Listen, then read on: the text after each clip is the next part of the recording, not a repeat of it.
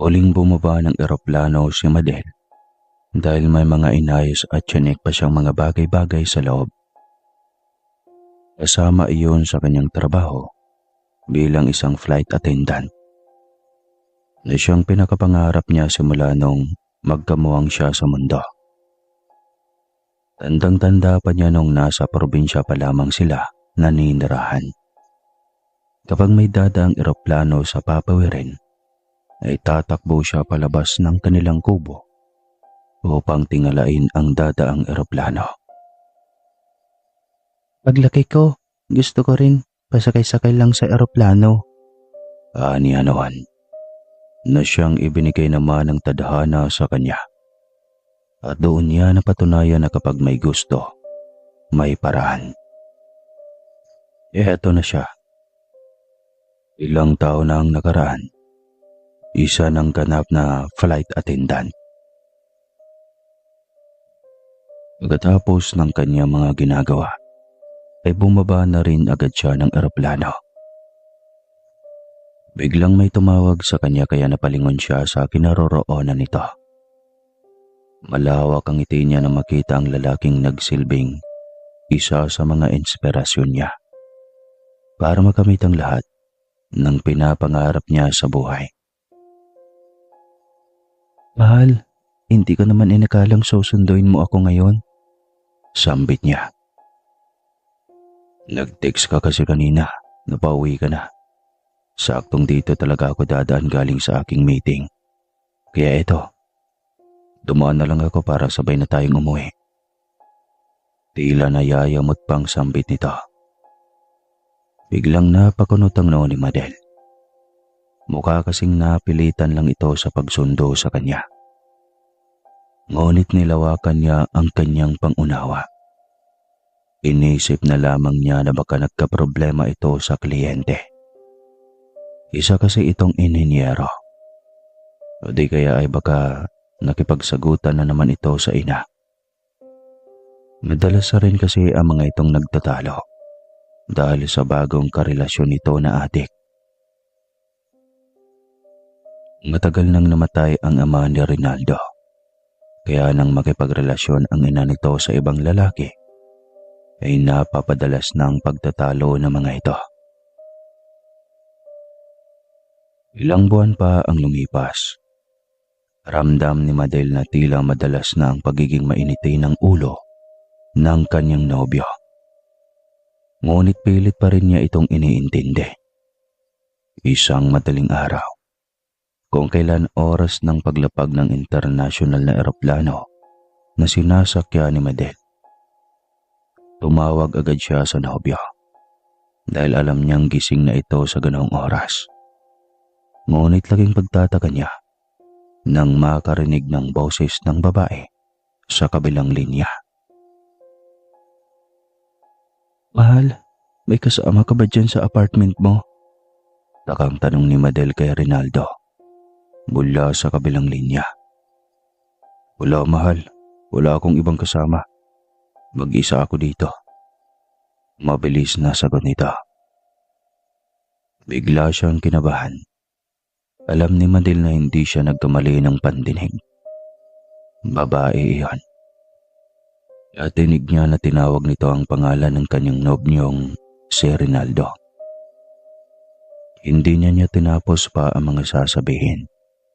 Hindi niya pinaalam kay Rinaldo na uuwi siya sa kanilang apartment sa mga oras ding iyon. Masama ang kanyang kutob na tila mabingi na siya sa lakas ng kabog ng kanyang dibdib. Dating sa pintuan ng kanilang apartment unit, ay ramdam niyang bigat ng kanyang kalooban. Hindi niya alam subalit sa loob ng 3 taon na relasyon nila, ay ramdam niyang may nag-iba. Dati ay napakamaalalahanin nito sa kanya. Ngunit nitong huli, ay bigla na lang itong nag-iba. Ang dating pagiging malambing nito ay nawala. Halos wala na nga siyang matanggap na mensahe mula rito. Dati ito pa ang unang bumabati tuwing anibersaryo nila o mansari. Nandito na ako, mahal. Sigaw niya. Pagkatapos buksan ang pintuan ng kwarto. Ngunit naabutan niya ang nobyo na tulog. Hinagkan niya ito sa noo pababa sa bibig. Ngunit nang makaramdam ito, ay tinalakuran lang siya at bumalik sa pagkakatulog. Happy anniversary, mahal ko. Bulong niya rito. Ngunit nilingon lang siya nito at saka muling ipinikit ang mga mata. Matulog ka na. Huwag mo akong maistorbo dahil pagod ako. Tila kinurot ang kanyang puso sa naging reaksyon ng kanyang nobyo. Ibang-iba na ang trato nito sa kanya. Sobrang lamig. Napaupo na lamang siya sa kama habang nakatitig sa nobyo.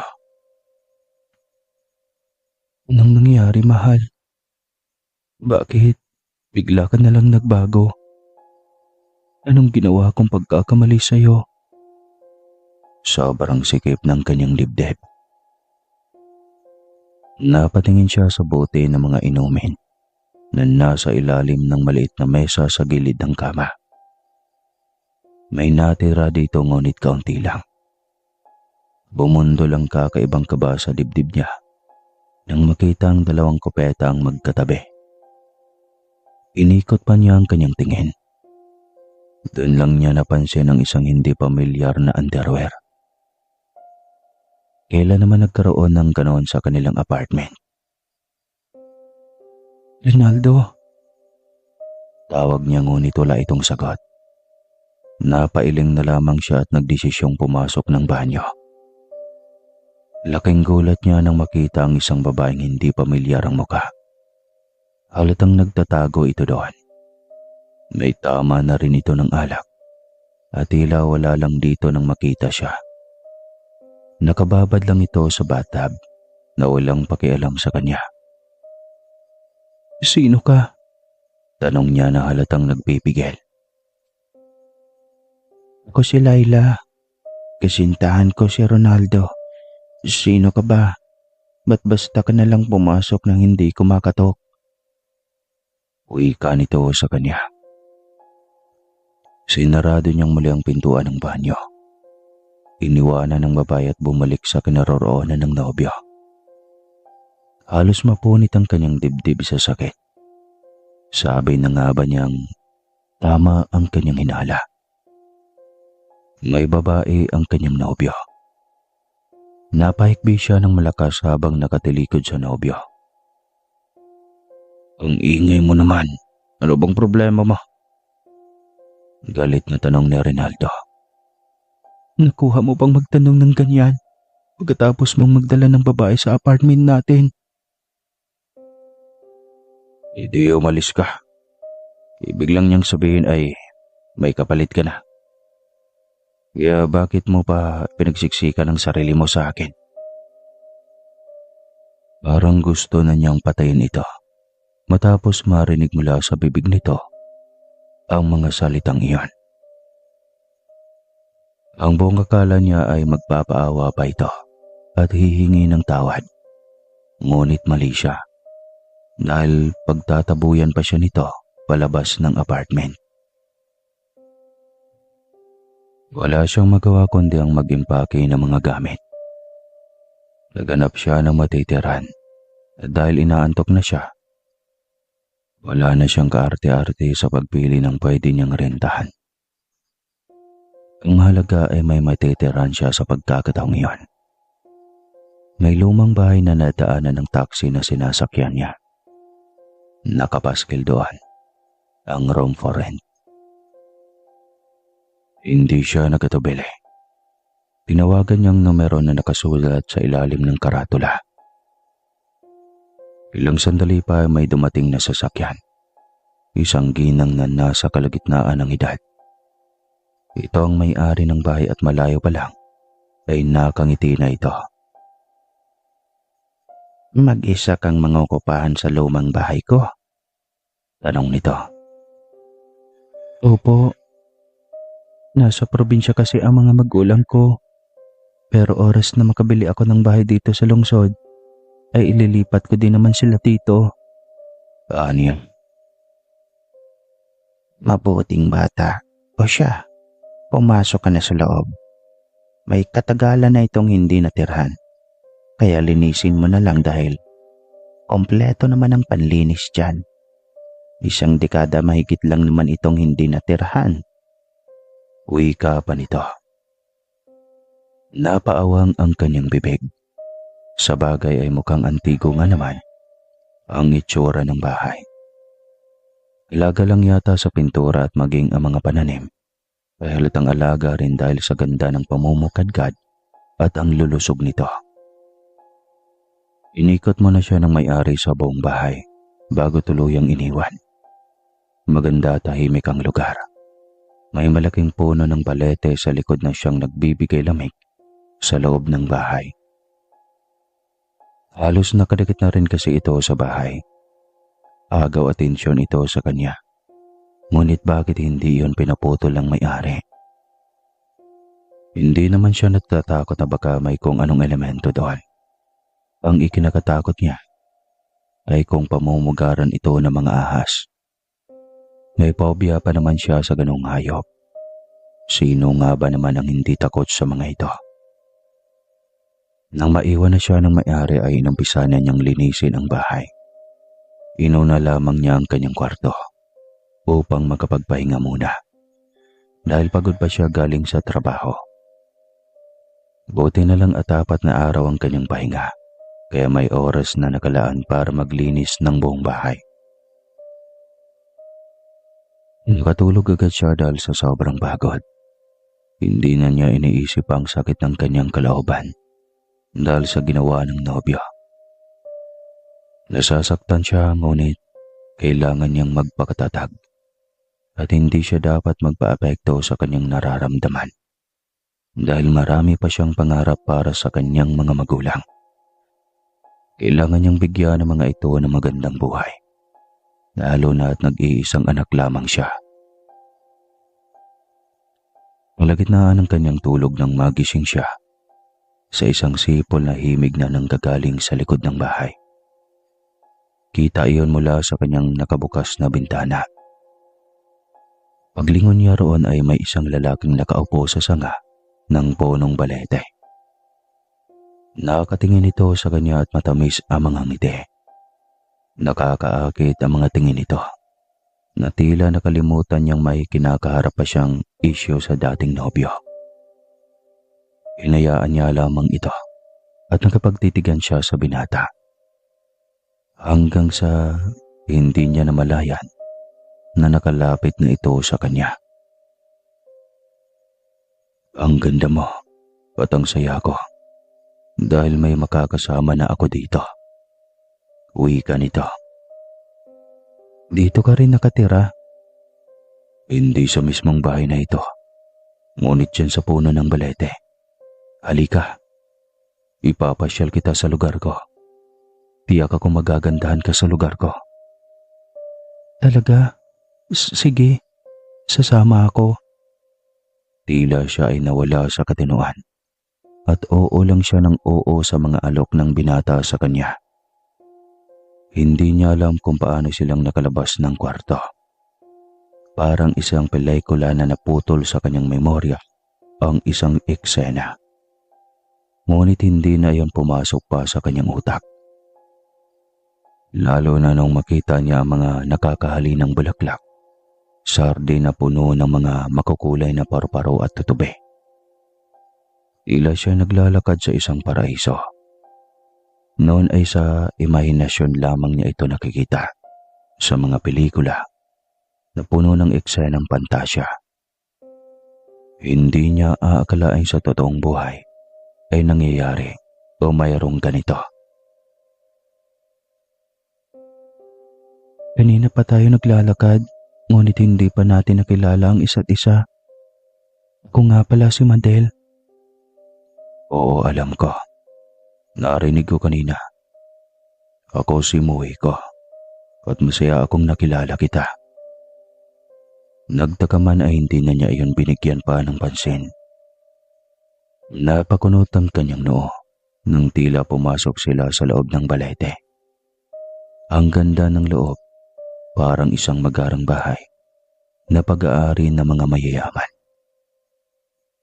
Halika, sigurado akong naghihintay ang mga magulang ko sa loob. Nito.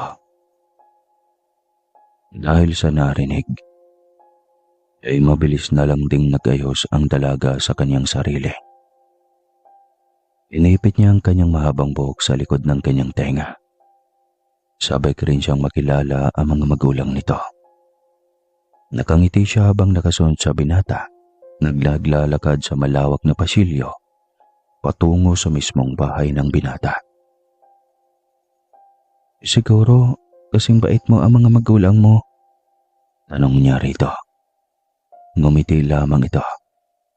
Hindi niya sigurado kung ano ang isasagot nito. May sumalubong sa kanila na marahil ay katulong dahil naka-uniforme ito. Ipagtanto niya na mayaman ang angka ni pamilya ni Muiko. Kaya medyo kinabahan siya ng konti habang papalapit sa kanila ang katulong. Pasok po kayo, ma'am. Magandang gabi po. Bati nito. Ngumiti siya rito at nagpasalamat. Pagkapasok sa loob ng bahay, ay hinawakan na siya sa siko ng binata. Hindi niya alam subalit sunod-sunuran lang siya sa mga nais nitong mangyari. Kung makahawak ito sa kanya, ay tila magkarelasyon sila. Malayo pa lang ay tanaw na nila ang mag-asawang nakaupo sa mahabang mesa at nagkukwentuhan. Nang makalapit na ay tinawag ni Muiko ang pansin ng mga ito. Napalingon naman kaagad ang dalawa sa kanila. Ama, ina, nais kong ipakilala sa inyo si Madel. Siya ay ang bago kong kaibigan. Pakilala ni Muiko sa kanya. Oh, kumusta Madel? Mabuti at sumama ka sa anak ko. Opo, mukhang mabait naman po ang anak niyo. Aniya. Ngumiti naman si Muiko sa kanya nang sabihin niya iyon. Iginiya siya nito sa isang upuan katapat sa mag-asawa. Katabi rin niya ang binata. Halos hindi niya maihakbang ang mga paa niya dahil sa kakaibang titig ng mga magulang ni Muiko. Lalo na ang ama nito. Alam niya na iba ang kahulugan ng titig ng ama nito at iba rin ang kahulugan ng titig ng ina. Parang gusto na niyang mawala sa harapan ng mga ito sa mga oras na iyon. Anong trabaho mo? Tanong ng ina ni Muiko. Isa po akong flight attendant. Walang pag-aalinlangan niyang sagot. Ganoon ba? Isa ka lang palang flight attendant. Anong magiging papel mo sa aming angkan sa huli? Wala ka man lang alam tungkol sa aming angkan. Ako ay isang reyna at ang aking asawa ay isang hari. Kami ay isa sa pinakamayamang angkan sa mundo ng mga immortal. Ngayon, kaya mo bang maging katulad namin? Tanong nito. Mahal na ina, anong klaseng tanong yan? Katangahan naman yan, ina. Reklamo ni Muiko. Anong katangahan? Ako nung malaman kong isang maimpluwensya ang angkan ng iyong ama. Gumawa ako ng paraan. Kahit masakit, tinalikuran ko ang aking pamilya sa mundo ng mga mortal. Para samahan ang iyong ama dito sa mundo ng mga immortal. Nagsakripisyo ako para sa lalaking minahal ko. Uwi ka nito. Ina, hindi ko kasintahan si Madel. Kaibigan ko pa lang siya. Ngunit tignan mo itong ginawa mo.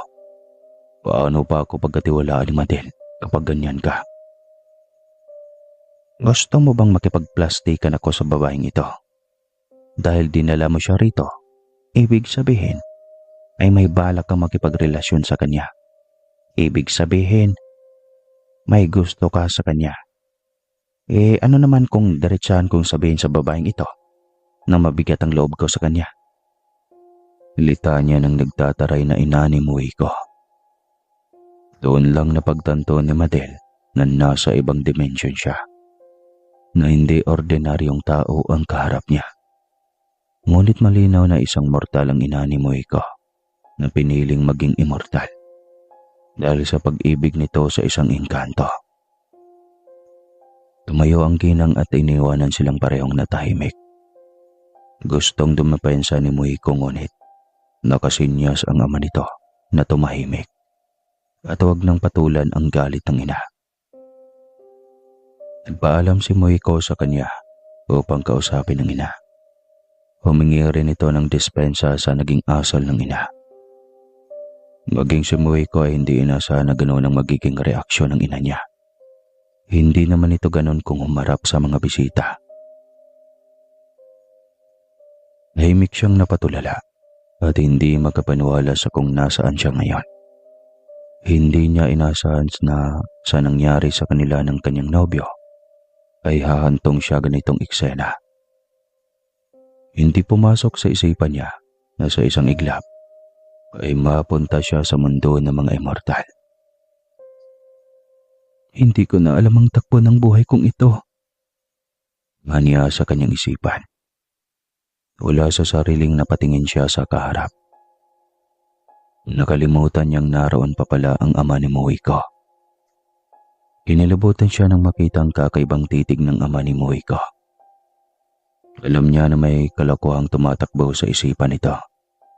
Ngunit naisip niya na baka mali lang siya ng iniisip. Isa itong respetadong hari, kaya tiyak na hindi nito magawa kung ano man ang masamang tumatakbo sa kanyang isip. Pasensya ka na sa inasal ng asawa ko, Madel. Ganoon lang talaga ang ina ni Moiko kapag nagseselo sa anak.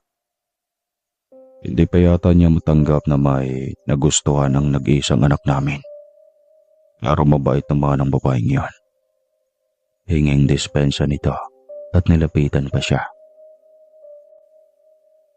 Hindi siya kumibo at parenting nakaupo lamang sa kung saan siya iniwanan ng binata. Inakala malamang ng ina ni Moiko na nililigawan na siya nito. Hindi na lamang niya iyon pinagtuunan ng pansin. Pagkaramdam niya kanina pa ay malaking abala siya sa pamilya.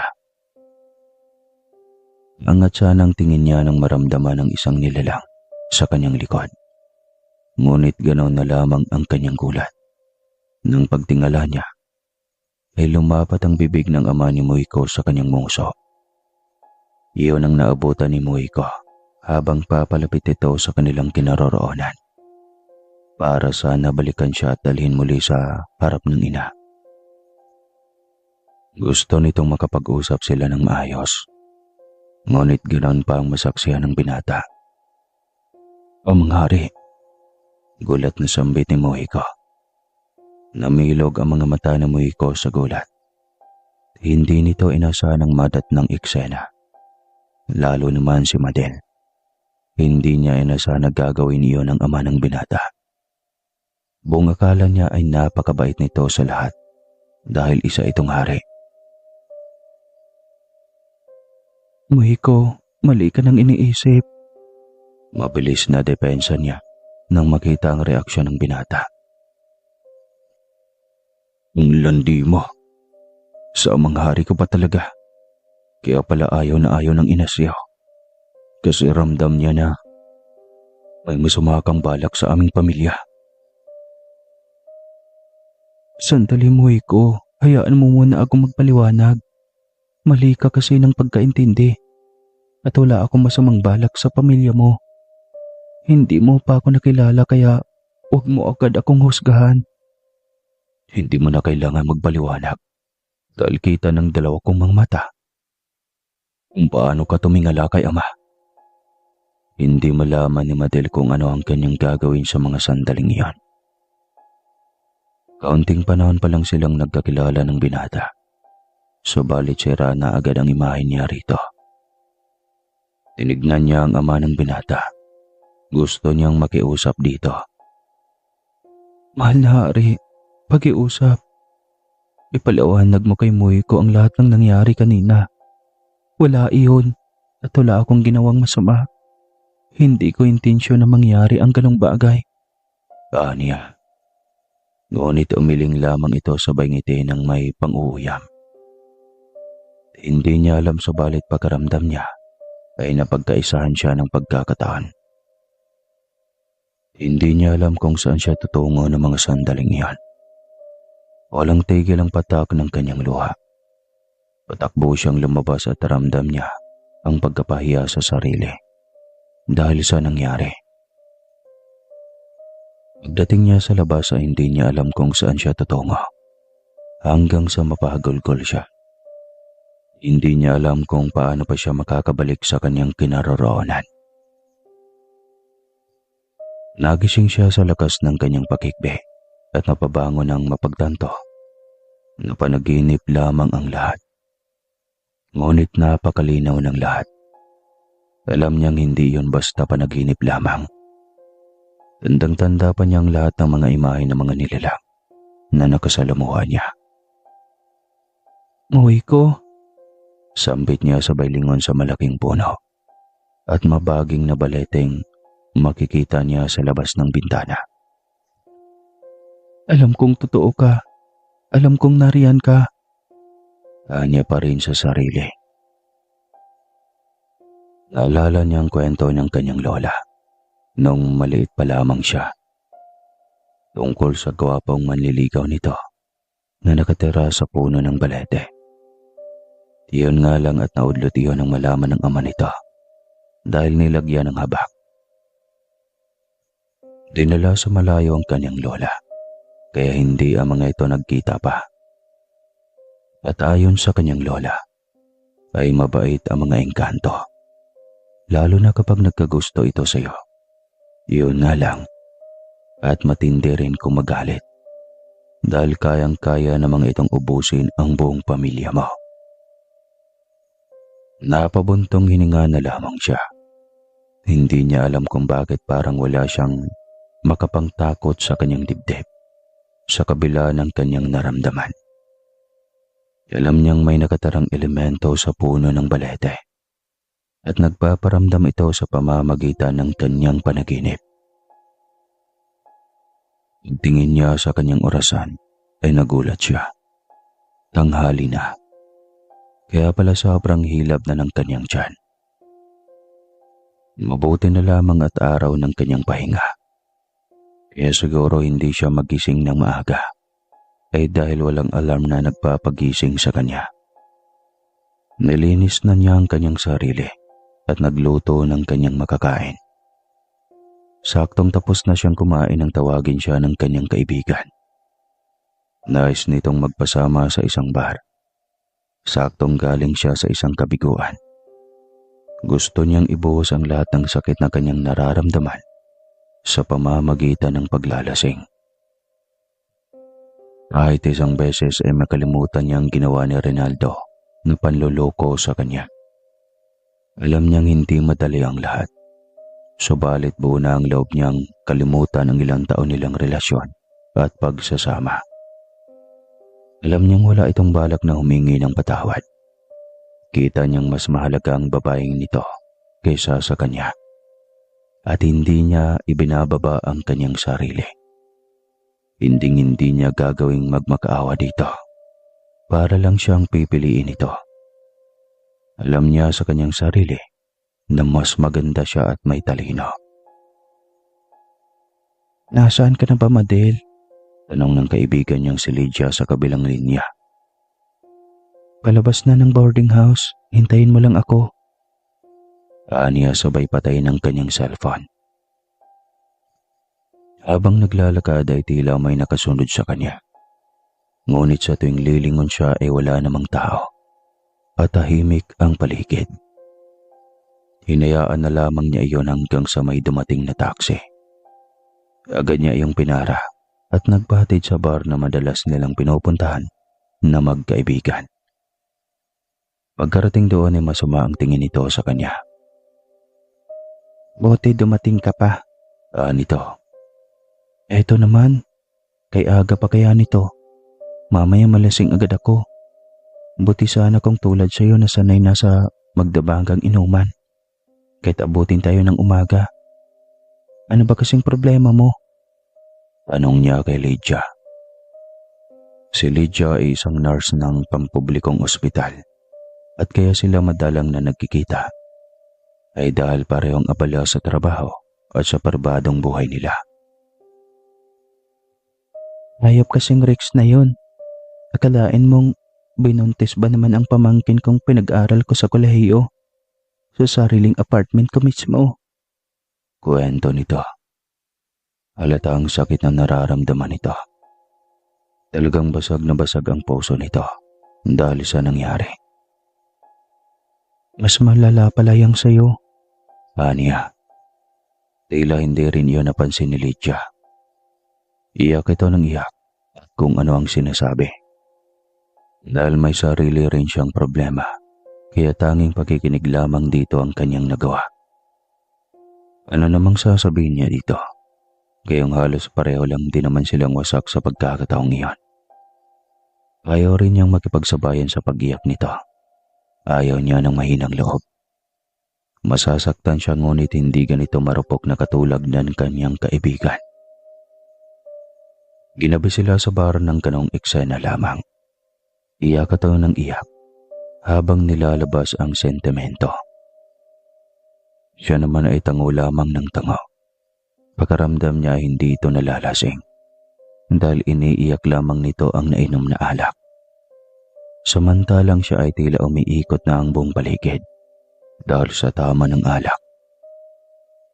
Dahil doon ay sinubukan niya itong ayaing umuwi. Buti na lang at napapayag niya ito. Agad niya itong pinasakay sa taxi. Pagkatapos ay naghanap rin siya ng kanyang masasakyan. Halos lutang pa ang kanyang utak. Dahil malamang sa tama ng alak at kakulangan sa pahinga. Pagkababa niya ng taxi sa tapat ng gate ng bago niyang inuupahan, ay muli na naman niyang naramdaman ang kaninang tila may nakabuntot sa kanya. Gayong wala naman siyang nakitang ibang tao sa paligid. Binuksan niya ang gate at pagkatapos ay papasok na sana. Ngunit paglingon niya, ay may biglang humablot sa kanya at diretsong tinakpan ng kanyang bibig. Dahil sa sobrang pagkalasing niya, ay wala na siyang lakas pang labanan iyon. Ramdam na lang niya na sinalaw na siya ng bisig nito. Ngunit tila may kaaway ito at bigla na lang siyang bumagsak sa isa pang bisig. Iyon na at biglang nawala na siya ng malay. Nagising na lamang siya sa isang pamilyar at magarang lugar. Inikot niya ang kanyang tingin upang malaman kung kaninong bahay ito at sobrang pamilyar sa kanya. Nagip ng kanyang dalawang mata ang isang pamilyar na mukha. Hindi siya nagkakamali. Ito talaga ang lalaking iyon. Ngunit naisipan niyang kurutin ang kanyang mga kamay. Sakaling mapagtanto niyang panaginip lamang ulit iyon. Ngunit nakaramdam siya ng sakit, kaya napaaray siya sa sakit. Hindi na ito panaginip, Amadel. Narito ka sa aking tahanan. Nito habang nakatilikod. Paano mo nalaman ang iniisip ko, ang kilos ko? Tanong niya. Lumingon ito at ngumiti sa kanya. Halos hindi na siya kumarap at sobrang titig niya sa gwapong mukha ng binata. Teka lang. Paano nga pala ako nakarating dito? Muli niyang tanong. Hindi pa man nasagot ang kanyang unang tanong. Hindi pa rin ito sumagot. Bagos ay tinitigan lamang siya nito. Ayos ka lang ba? Tanging tanong nito sa kanya. Pagkatapos mo akong tukutin, tatanungin mo pa ako kung maayos pa ba ako? Paano mo naman nasabi ang bagay na yan? Sa gwapo ko bang ito? Magmumukha pa rin ba akong isang mandurukot sa paningin mo? Natahimik si Madel at nahihiyang napatingin sa binatang. Kanina pa nakapamulsa sa kanyang harapan. Inggara ng suot nito. Tila isang prinsipe sa isang kaharian. Halatang mayaman ang angka nito. Bakit nga ako narito? Hindi mo naman kasi ako sinasagot ng maayos eh. Mahinang tanong niya. Magpasalamat ka dapat sa akin. Dahil kung hindi pa kita nakita, siguradong nag-aasa ka na ng taong iyan. Hindi ko na nakuha pang habulin ng gagong iyan. Ang mahalaga naman ay nailigtas kita. Kung nais mo naman na makaganti sa taong iyan, ay sabihin mo lang. Dahil ako ang bahala sa taong iyan. Kahit anong paraan ang gusto mong ganti, kayang-kaya kong gawin. Pero sa ngayon ay, kailangan mo munang magpahinga. Sa tingin ko ay mayang over ka pa. Tama ba ako? Napapikit siya sabay hawak ng sentido. Totoong masakit ang kanyang ulo dahil sa hangover. Napapikit siya ng mata ngunit muling napamulat. Teka lang, nasaan nga ako? Naalala kita. Sa panaginip lamang kita nakita noon. Ngunit hindi ako naniniwalang panaginip lamang ang lahat ng iyon. Dahil natatandaan ko ang mukha at pangalan mo. Tama ba ako ha? Muwi ko. Lumingon ito at ngumiti sa kanya. Hindi na nga ito tumanggi pa. Lumapit ito at umupo sa kanyang tabi. Tama ka. Ako si Muiko. Pati sa akong engkanto. Minsan na kitang dinala rito. Kaso ay hindi naging magandang trato ng ama at ina sa'yo. Paumanin Madel, ngunit huwag kang mag-alala. Hindi ako titigil hanggat hindi nila matatanggap na isang mortal ang gusto ko maging kasama habang buhay. Katulad ni Ina, alam ko na balang araw ay matatanggap pa rin niya na hindi na ako bata para pangunahan ng desisyon. Biglang sumagi sa kanyang isipan si Rinaldo. Ito ang dahilan kung bakit siya naglasing. Ang panluloko nito sa kanya na sa loob ng ilang taon ay nagtiwala siya rito ngunit baliwala lang ang lahat. Hindi niya mapigilang umiyak. Marami na silang binuo na alaala. Hindi niya inasahan na sa isang iglap lang ay matatapos ang lahat. Hindi man lang niya iyon napagandahan. Huwag mong iyakan ang ganong lalaki. Hindi karapat-dapat sa pag-ibig mo ang ganong uri ng isang tao. Tsaka walang masamang mangyari sa'yo. Lagi akong nakamata sa'yo. Uwi ka nito kaya napatingin siya sa lalaki. Paano mo alam? Nababasa ko ang utak mo. Alam kong nasaktan ka dahil sa isang lalaki. Kaya ka nga pumayag makipag-inuman, di ba? Dahil akala mo solusyon ang paglalasing para maibsan ang sakit na nararamdaman ng dibdib mo. Napahilot siya ng sentido, sabay iwas ng kanyang tingin dito. Ano na? May nabawas ba sa sakit na naramdaman mo? Nadagdagan lang ng hangover, hindi ba? Tanong pa nito.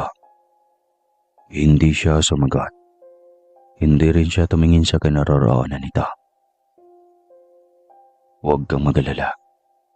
Tutulungan kitang makalimot. Balang araw ay makakalimutan mo rin ang taong iyon.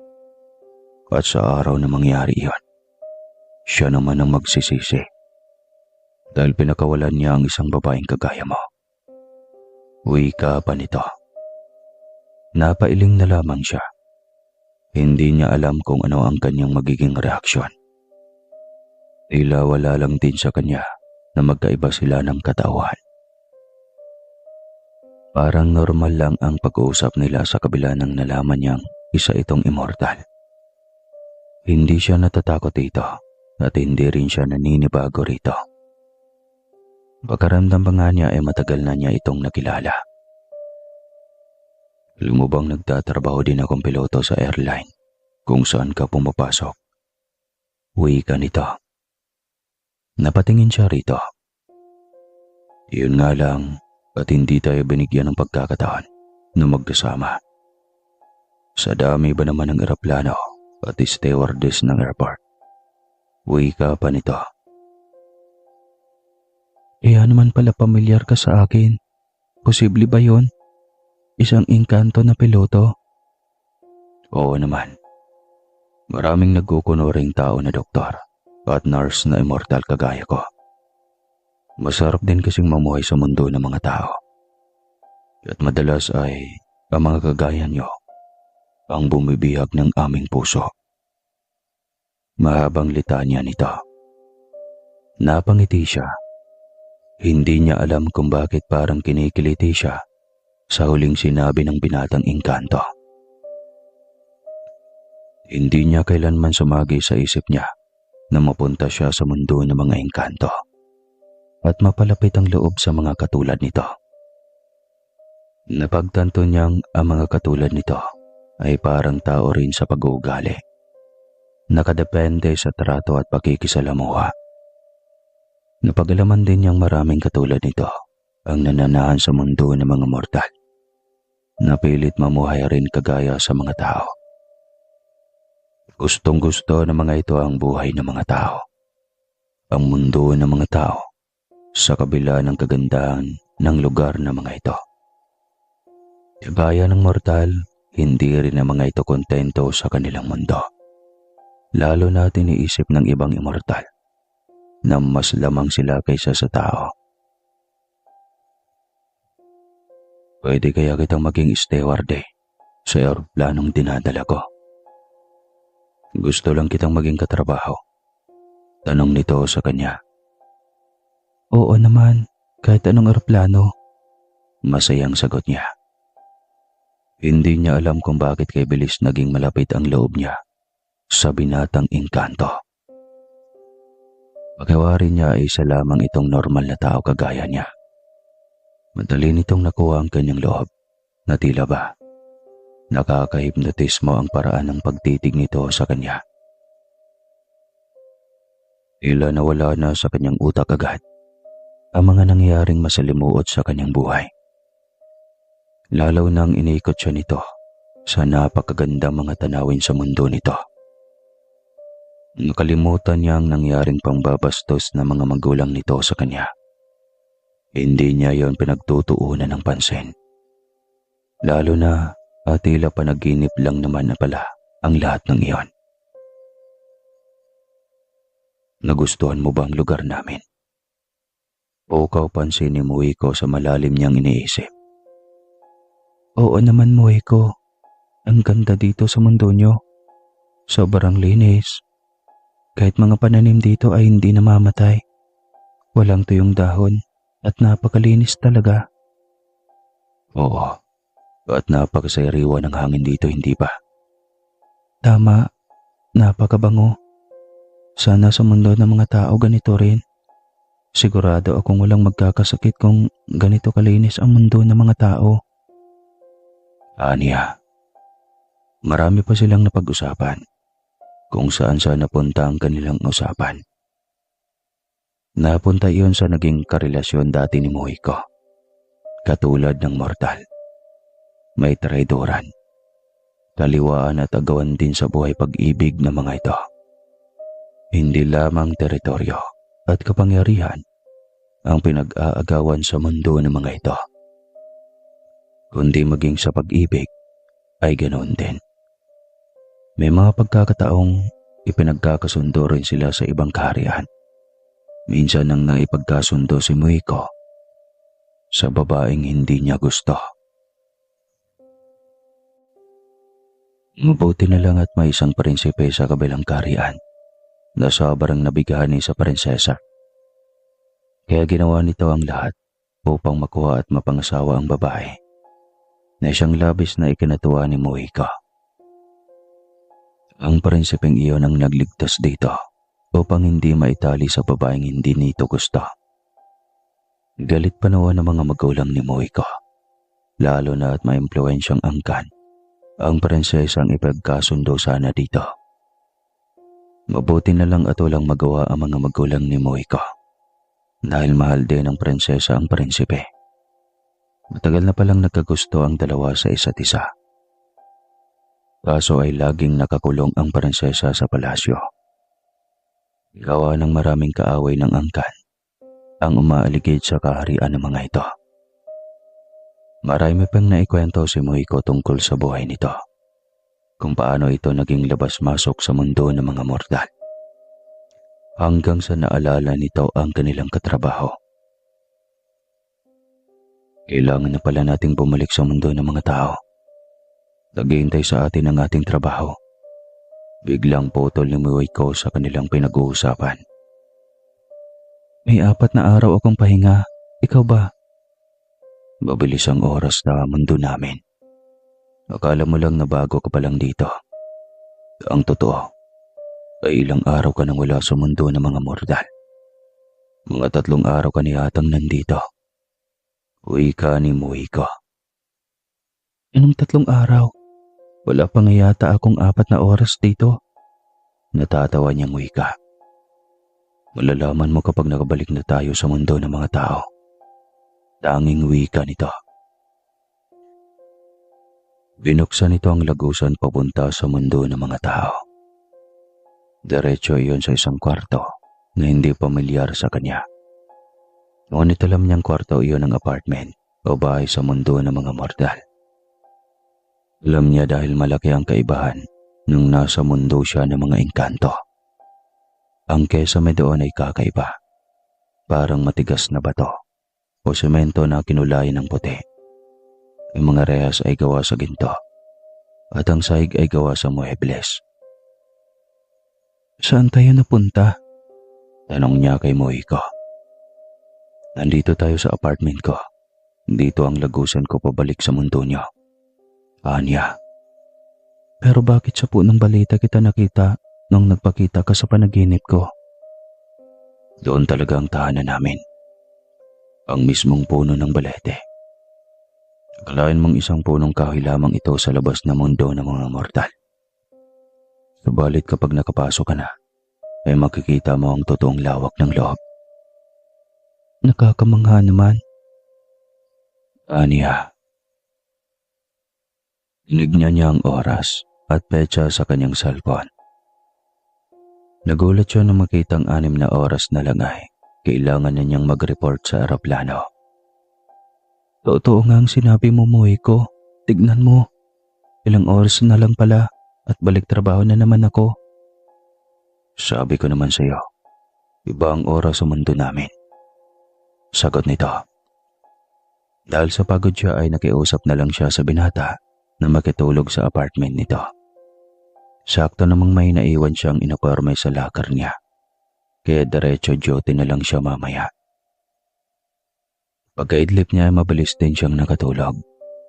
Ginising na lamang siya ng kanyang alarm. Pagkabangon niya ay may nakahandang damit pambabae sa kanyang tabi. Kanino mga damit ito? Tanong niya. Binili ko para sa iyo. Maligo ka na dahil babalik na tayo sa trabaho. Sabay tayo ng schedule? Gulat na tanong niya. Nagkataon lang yata. Sagot nito. Hindi na siya muling nagtanong pa. Bumangon na siya at binilisan ang kilos. Nagpasalamat siya sa binata at nangakong babawi sa kabutihan nito sa kanya. Pagkatapos siyang maligo ay may nakahain na namang pagkain sa mesa. Ang bilis mo namang kumilos. Ako pa ba? Halika na. Kailangan na nating kumain para maaga tayong makarating sa airport. Uwi ka nito. Mukhang blessing in disguise pa yata na nakilala kita. Walang kahirap-hirap lahat. Tuwang sambit niya. Mabilis lang din silang kumain. Sabay sila sa kotse na Moiko patungong airport. Pagdarating doon ay kanya-kanya na sila ng destinasyon. Sa ibang eroplano kasi nakadestino si Madel. Nang makaakyat sa eroplano ay sa isa niyang chinek ang mga cabin ng mga pasahero.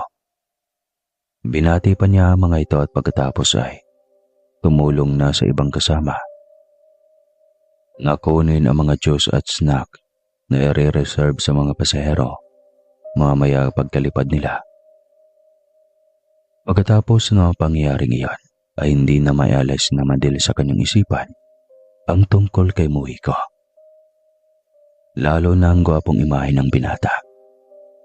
Matagal silang magkarelasyon noon ni Rinaldo. Minahal niya rin ito, ngunit hindi siya ganun ka-attach sa dating nobyo. Noong unang pagkakilala pa lamang nila. Pahirapan pa si Rinaldo na makuha ang matamis niyang oo. Dahil mabigat naman talaga ang loob niya noong una sa binatang iyon. Tila nadala lang siya sa awa dahil sa sobrang ma-effort ito noong mananliligaw pa lamang. Iyon pala ay dakilang manloloko. At ito lang mismong sumira at nagsayang sa ilang taong pinaghirapan ito na makamtan. Ang kanyang sagot na oo sa pakikipagrelasyon nito sa kanya. Ngunit ayos lang. Dahil pukhang mabilis siyang makapag-move on. Iyon ay dahil sa binatang si Muhiko. Mahirap ipaliwanag kung bakit, ngunit iyon ang kanyang nararamdaman. Ito ang dahilan kung bakit tila baliwala na sa kanya ang dating nobyo. Naging magkalapit silang dalawa ng piloto. Tila tadhana na rin yata ang may gawa. Kasi sa dinabi-dami ng pwedeng mangyari, ito pa ang naging tagapagligtas niya. Hindi man ito normal na tao. Ramdam niyang pagiging totoo nito.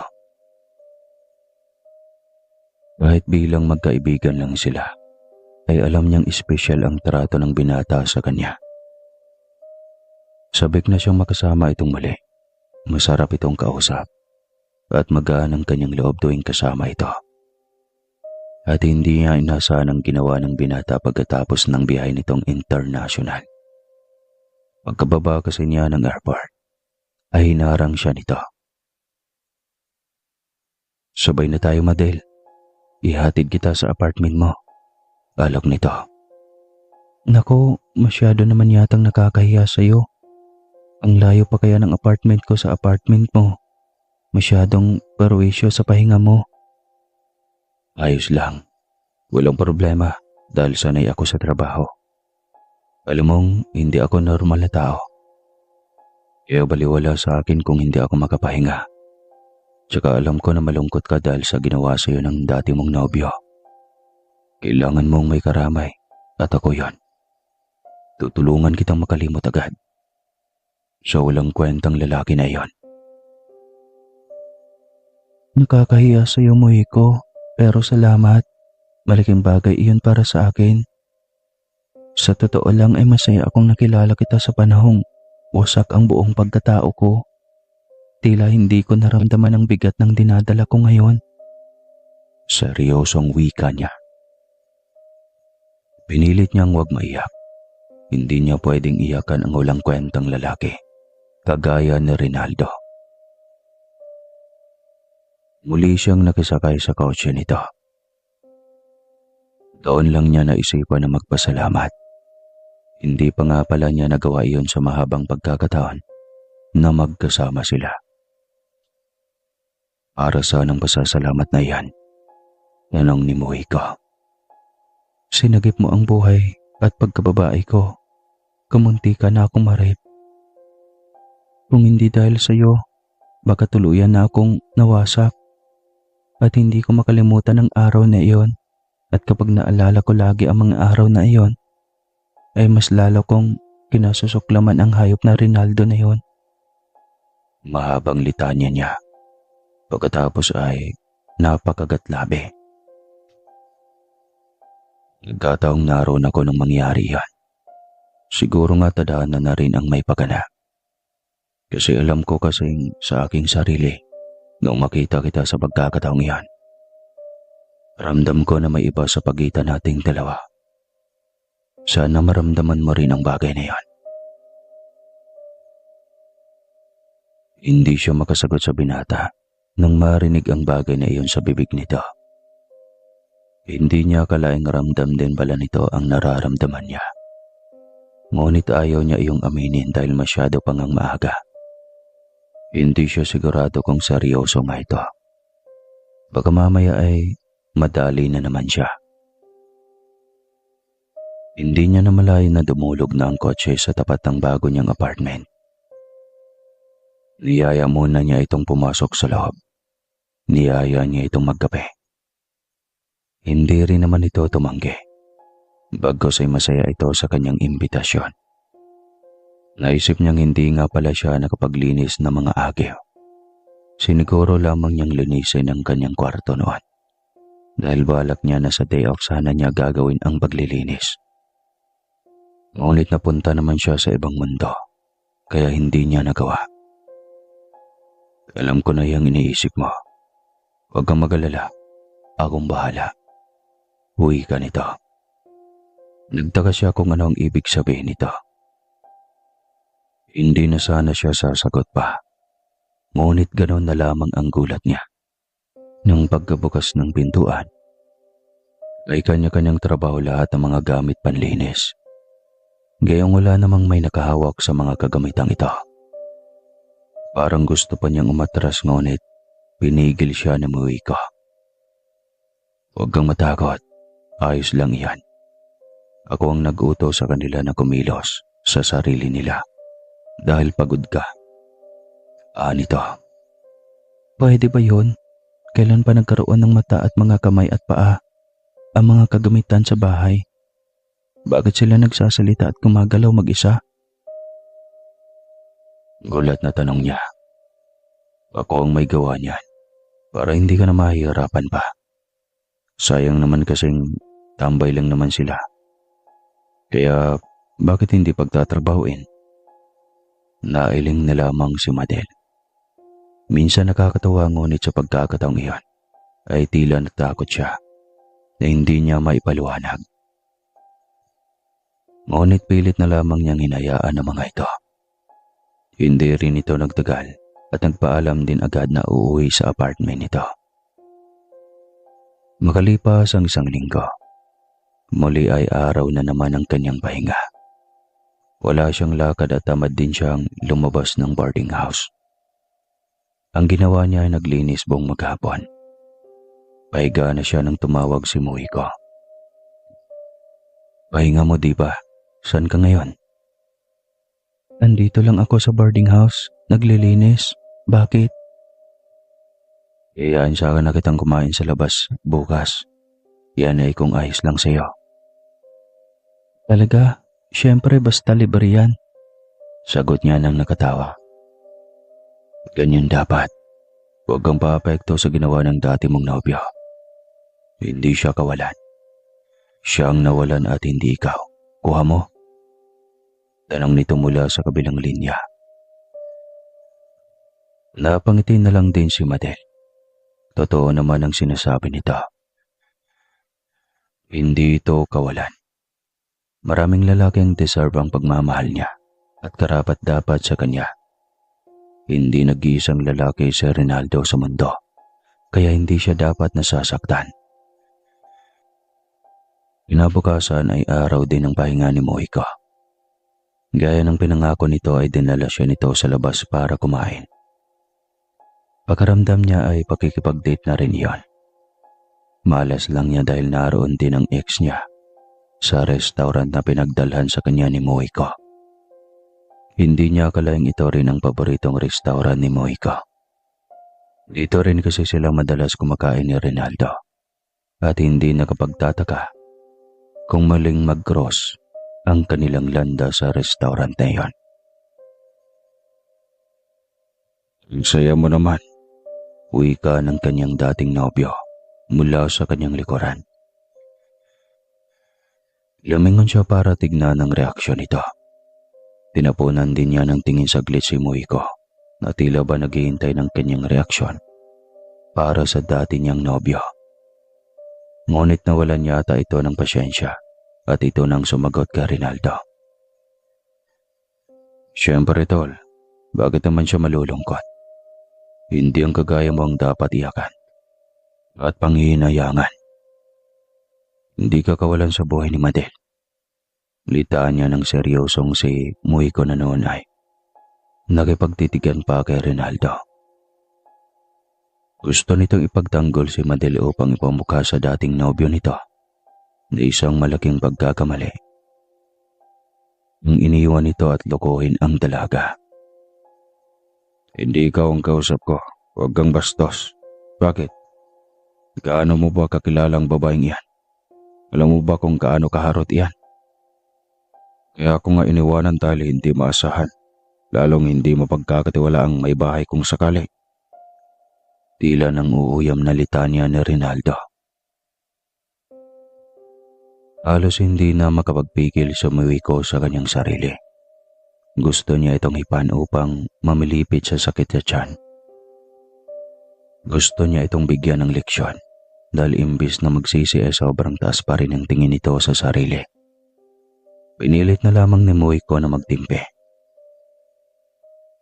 Laga lang ha, kaya ba pinagtabuyan mo na lang basta si Madel? At kung hindi ko pa siya nakita, malamang ay lamay na niya ngayon. Tapos ikaw heto, walang pakialam. Nagawa mo pang makipaglindian sa iba. Akala mo nakakalalaki ang ganyang kilos mo. Natameme si Ronaldo at biglang nag-iba ang reaksyon sa mukha nito. Bakas ang konsyensya sa mukha ngunit tila pinapairal pa rin ang pagiging maparide nito. Umalis ka na rito sa aming harapan. Sinisira mo ang aming magandang modo. Kung pwede, huwag ka na ring magpapakita pa sa amin. Galit na utos ni Moiko rito. Matagal pa bago ito natahimik na humakbang papalayo. Tila masama pang titig nito kay Moiko. Ganon. Sambit ng Moiko sa sarili. Pumikit siya saglit pagkatapos ay bumuga ng hangin patungo sa kinaroroonan na Rinaldo. Gusto mo ng matinding aral? Sige, pagbibigyan kita. Sambit ni Moiko sa kanyang isipan. Sakaling kailangan mo ng tulong ko, pwede mo kong hanapin sa airport. Pero wag na wag ka nang magtangka pa na lumapit ulit kay Madel. Uwi ka pa nito bago tuluyang nilayo si Madel sa harapan nito. Alam ni Moiko na nagpipigil ito sa sakit na nararamdaman. Baka sa iyon sa mukha nito. Simpleng sakit lang naman sa ulo ang pinapalipad ni Moiko dito. Gusto lang ng binatang engkanto na matauhan ng isang abusadong mortal. Nakailang hakbang na sila nang biglang hinablot na Rinaldo ang kwilyuhan ng damit ni Moiko mula sa likod. Walang iya ka. Anong ginawa mo sa akin? Kampon ka ba ni Satanas? Galit na tanong nito. Habang pinagpapawisan na dahil sa sobrang sakit ng ulo. Ang galing mong manghula, no? Bakit? May laban ka ba? Tanong ni Moiko sabay tulak nito. Hindi iyon ganon katindi. Ngunit bumagsak pa rin si Rinaldo sa sahig. Lalapitan pa sana itong muli ni Moiko. Ngunit mabilis na nakalapit si Madel para awatin ang binatang engkanto. Tama na, Moiko. Ano ba? Akala ko ba nandito tayo para kumain at mag-relax? Bakit parang doble stress pa yata ang aabutin ko nito? Tanong ni Madel sabay sapo ng kanyang noo. Hinila siya ni Moiko palabas sa restaurant na yon. Napagdesisyonan na lamang nitong maghanap ng ibang makainan. Pasensya ka na, Madel. Bigla akong nawala sa aking sarili. Nanggigigil ako sa lokong iyon eh. Akalain mong may gana pang magmataas sa sarili. Katapos ng kanyang ginawa. Huwag mo na kasing patulan. Hayaan mo siya. Dahil balang araw, pagsisihan niya lahat ng panlulokong ginawa niya sa akin. Uwi ka ni Madel. Natahimik na lamang silang habang naglalakad papunta sa parking lot, kung saan naroon ang sasakyan. Naintindihan ng Moiko ang nararamdaman niya, kaya hindi na ito muling umimik at naghintay na lang kung kailan niya ito kausapin. Pasensya na, Moiko. Hindi mo naman kasalanan. Naintindihan kita, Madel. Pasensya na rin. Hindi ko rin dapat ginawa yon. Talagang nadadala lang ako sa pagiging paresko ng lokong yan. Sagot ni Moiko. Pareho silang natahimik habang nakausad ang sasakyan. Naganap na lamang si Moiko ng ibang restaurant.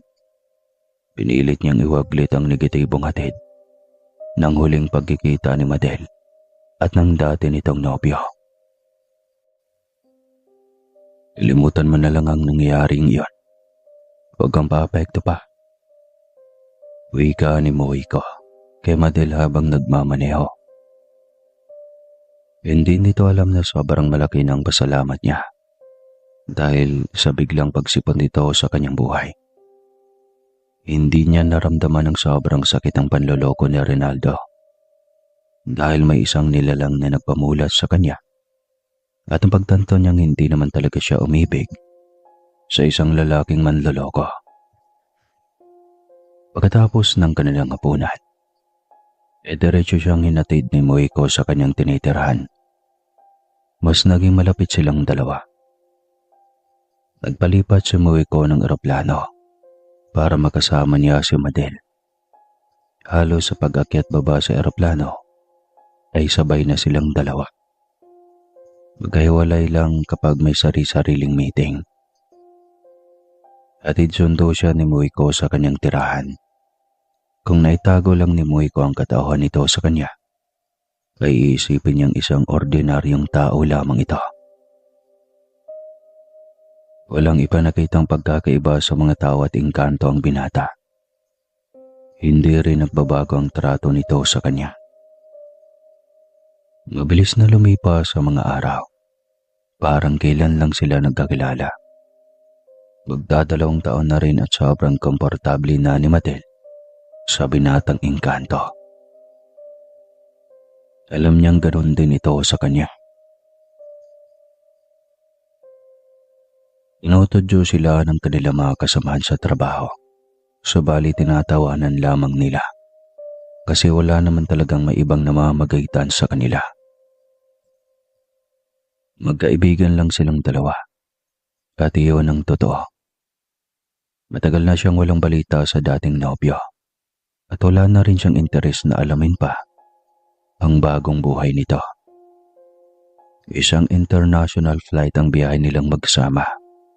Ilang beses na may nagkagusto kay Madel na dayuhan na pasahero nila. Ngunit kapag diretsahan itong kinakausap ni Madel, na hindi siya interesadong magkaroon ng karelasyon, ay hindi na ang mga ito nagpaparamdam pang muli. Ngunit sa pagkakataong iyon, nakilala niya ang makulit na dayuhang si Steven, isang English national galing ng England. Isa itong CEO ng international business at parot parito na sa bansa. Nang makita nito si Madel, ay umibig agad ito sa dalaga at seryoso ito na ligawan siya. Kaya anong gagawin niyang pagtanggi dito ay sobrang kulit nito. Hinintay niyang maisalba ni Moiko sa makulit na dayuhan. Ngunit nagkataon din na may meeting ito na napaka-importante.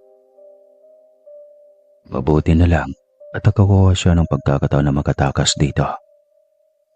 Agad siyang pumara ng taxi para magpahatid sa kanyang boarding house. Akala niya ay iyon na lang yon. Ngunit nagulat siya ng sumunod na mga araw sa kanyang trabaho ay muli na naman niya itong nakasalamuha. I want to talk you again. And I hope this time you will not away from me. And I wanna dinner with you for the one time. Saan ito? Hindi siya sumagot at palanganing ngumiti. Please, Madel. You are Madel, short for Madeline. What a pretty name. Sounds like same your face. So, come on, join me. Tanong pa nito. I will not promise, sir. But when we arrive, we have a meeting, sir. Emergency meeting. And may I have to go? Thank you. Paanya rito at magalang na nagpaalam. Makalipas ang ilang oras, inanonso na niya ang kanilang paglapag. Pagkatapos gawin ang kanyang obligasyon, ay bumaba na rin siya ng eroplano. Tulad ng dati, Naghihintay pa rin sa kanya lagi si Muiko. Nakalimutan niya ang isang makulit na dayuhan. Akala niya ay hinihintay siya ni Muiko dahil ihahatid siya nito sa kanyang boarding house.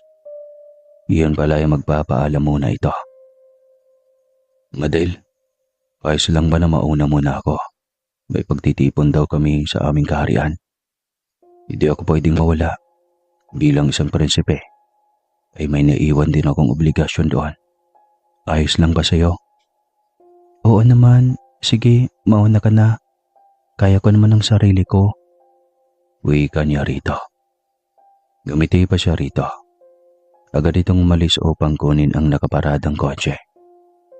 Habang naghabang ng taxi si Madel, ay may biglang dumaang kotse sa kanyang harapan.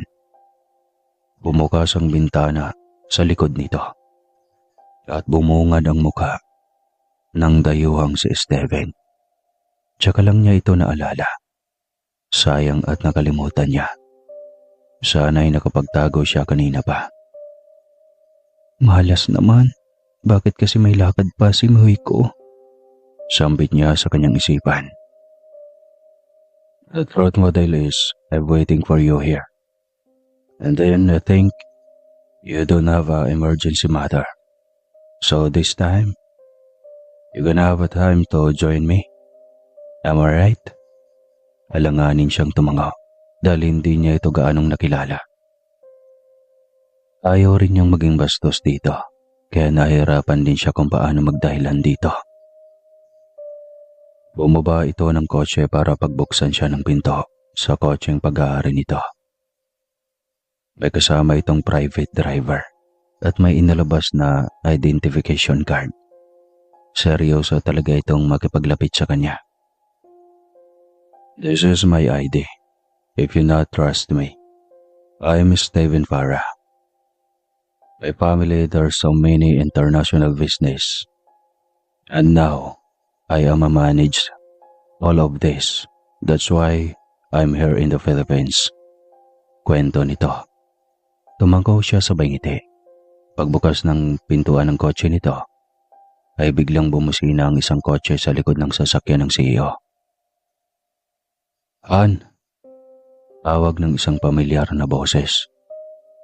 Nang lingunin niya ito ay namilog ang kanyang mga mata sa gulat. Papalapit na sa kanila sa Muiko. Late na ba ako, Han? Tanong ni Muiko sa kanya sabay kindat. Bigla siyang nabuhayan ng pag-asa. Alam niya ang ginagawa nito. Inililigtas siya nito mula sa kamay ng CEO. Siguradong nababasa nito sa kanyang takot at pag-aalinlangan. Hinila siya nito papalapit sa bayakbay at halik sa noo. Parang gusto niyang matunaw ng mga sandaling iyon dahil sa pinaggagawa ng binata. Hindi niya alam kung bakit ganon ang kanyang nararamdaman. Tila siya ay kinikilig na kinakabahan. Hindi niya maintindihan ang kanyang sarili. Excuse me, sir. Sorry for a while, but we need to go home now. Paalam nito sa kaharap. But wait, pabilis na awat ang dayuhan ng makahakbang na sila palayo dito. Yes, sir. What problem? Sarkastikong tanong ni Muiko sa kaharap. Ang totoo kanina pa ito nagbibigil. Nagseselos ito dahil ayaw nitong may kaagaw sa atensyon ni Madel. At kanina pa nito gustong gawin ang balak nito sa dayuhan. Iyon ay ang iligaw ito sa lugar na gusto nitong puntahan. And who are you?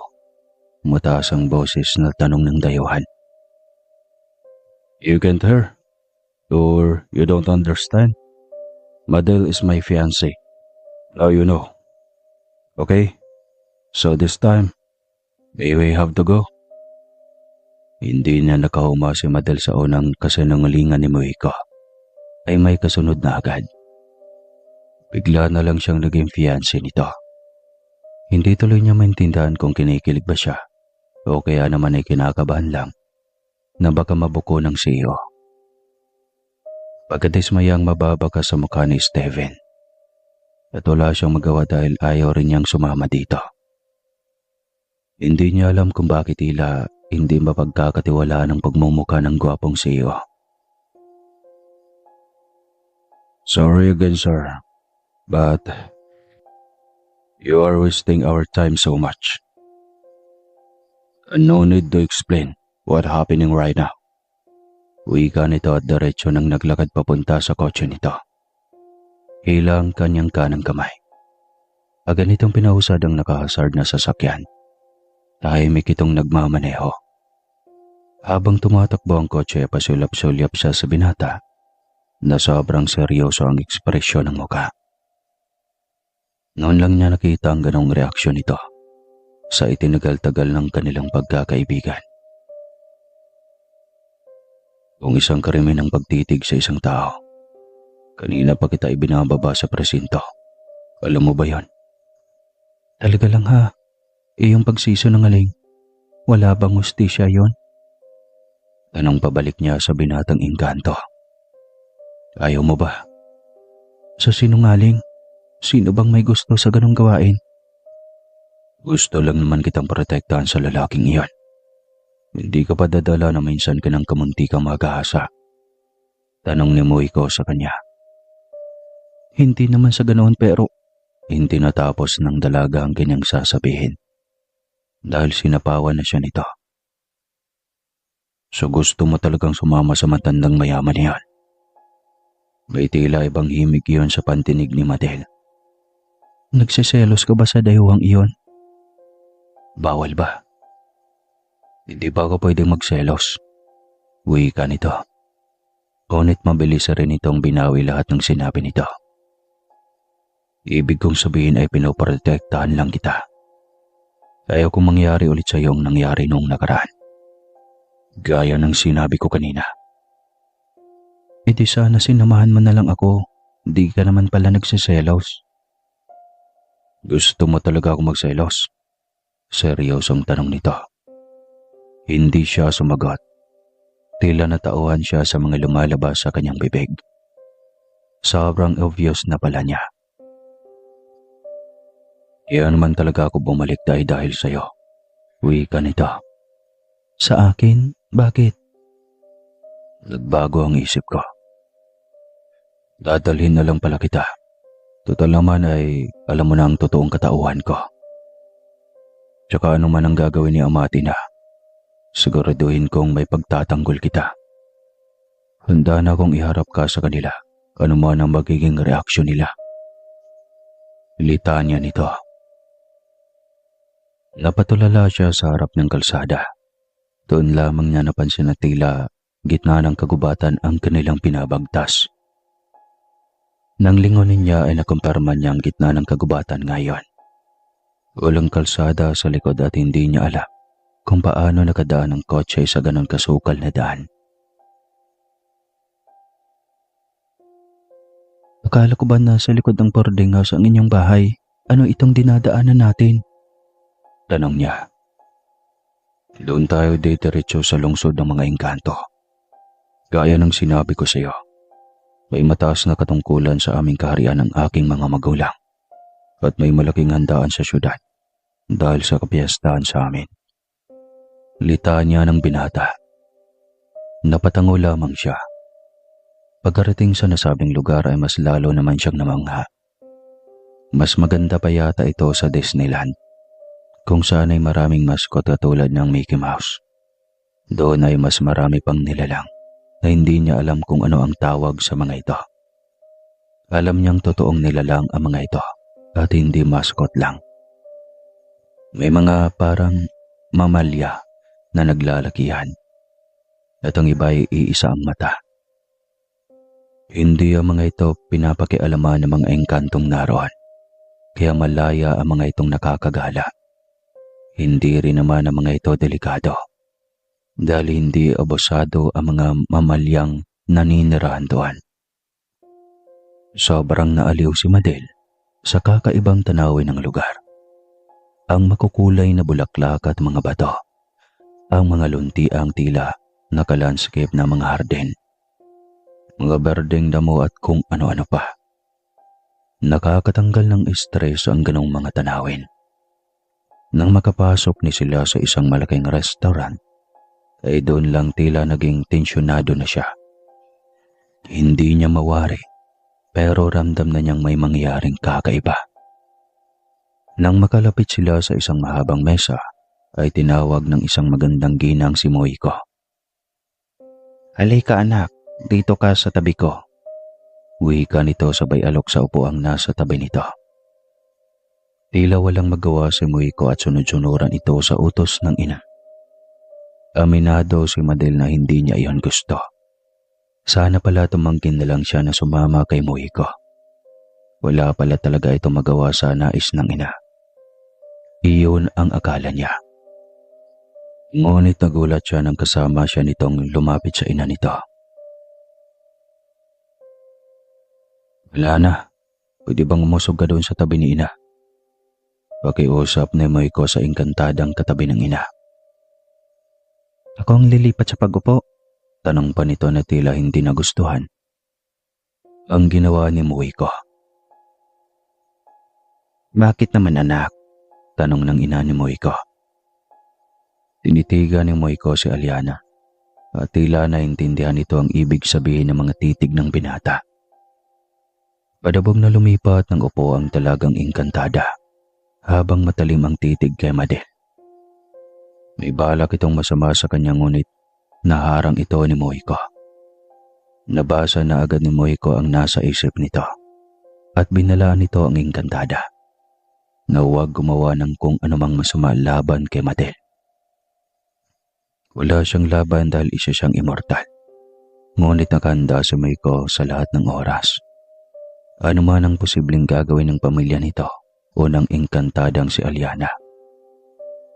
Kaya ito nagdesisyon na dalhin si Madel dahil alam na nito ang balak ng ina nito. Iyon ay ang pagkasundo kay Aliana. Mabuti na lang at maagap siya. Ipakilala niya sa mga ito si Madel bilang fiancé niya. Sa ganoon ay hindi na ito kukulitin ng mga magulang na ipagkasundo ng kung kani-kaninong babae sa kaharian ng mga engkanto. Moiko anak, si Aliana naman talaga ang unang nagpatibok ng iyong puso, hindi ba? Ayaw mong ipagkasundo ka namin sa iba't ibang mga prinsesa sa ating kaharian. Kaya balikan mo na lang si Aliana. Kailangan mo ng gampanan ng tungkulin mo anak. Matanda na ang iyong ama. Kailangan na ng bagong hari at reyna bago pa ito maagaw ng ibang angkan. Litanya ng ina ni Moiko. Nakikinig lamang si Madel sa usapan ng mga ito habang nakaupo sa tabi ni Moiko. Nahihiya siyang magpagtitigan sa mga nakapaligid sa kanya kaya nananatili siyang nakayuko. Lalo na't ibang uri ng mga nilalang ang mga ito. Minado si Madel na biglang may bahid ng kirot sa kanyang dibdib nang marinig niyang sinabi ng ina ni Moiko. Hindi na ikwento sa kanya ng binatang tungkol kay Aliana. Ngunit wala naman siyang karapatan na alamin ang tungkol sa lahat na mga babaeng dumaan sa buhay nito. Hindi nga niya alam kung hanggang saan ang kanilang samahan, lalo na ngayong may balak ang mga magulang nito na itali si Moiko sa isang prinsesa na kagaya nitong immortal. Ate ang kanyang isipan at iminado siyang nagugulan siya sa sitwasyong kanyang napasok. Akala niya ay sa mga tao lang may komplikadong buhay. Sa mundo ng mga immortal ay katulad lang din pala sa mundo ng mga mortal. At isang pribilehiyo sa kanya ang mapunta at magkaroon ng pagkakataong makasalamuha ang mga ito. Ina, ipagpaumanhin ninyo. Ngunit si Madel, siya ang aking magiging kasama habang buhay. Diretsyong wika ni Moiko sa ina. Inikat pa nito ang tingin sa buong angkan na naroon. Mukhang nabasa na ng mga ito ang naisabihin ni Moiko, kaya hindi na mga ito nagulat pa. Hindi mo ba inisip, Moiko? Isa siyang mortal. Hindi lahat ng kagaya niya ay kayang panindigan ng pagmamahalan na sinasabi mo. Paliwanag ng ina nito. Hindi ina. Alam kong mahal ako ni Madel. Mahal ko po si Moiko sa kabila ng pagkakaiba ng aming katauhan. Kayang-kaya kong patunayan sa inyong lahat ng sinasabi ko ngayon. Biglang sabat niya. Napatingin sa kanya ang lahat. Maging si Moiko ay hindi inasahan na sabihin niya ang bagay na iyon. Sa pagkakaalam niya, ay isang dating mortal lang ang ina ni Moiko.